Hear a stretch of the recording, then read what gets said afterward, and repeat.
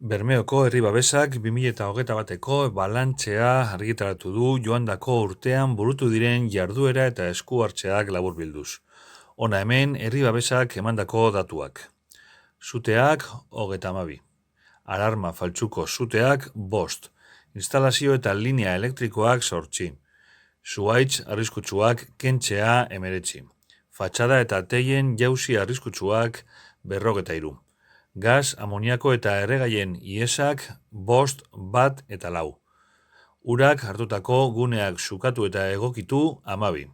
Arriskuan egondako pertsonei eskainitako laguntza 14.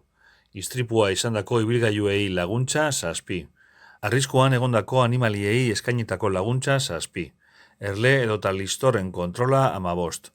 Pertsonei gaztelugatzen eskainitako laguntza 7.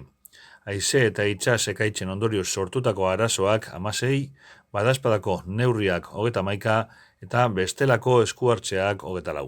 Azkenengo honeen barruan, erregai, olio edo pinturen isurketak bideetan, errepidetan edota herrigunean eta desagertutako pertsonak aurkitzea ere. Beste alde batetik, frontoian egindako hainbat ekitalditako segurtasun lanetan ere ibili dira Herri Babeseko bolondresak. Azkenik, hainbat informe eta azterlan prestatu dituzte. Horien artean honako hauek.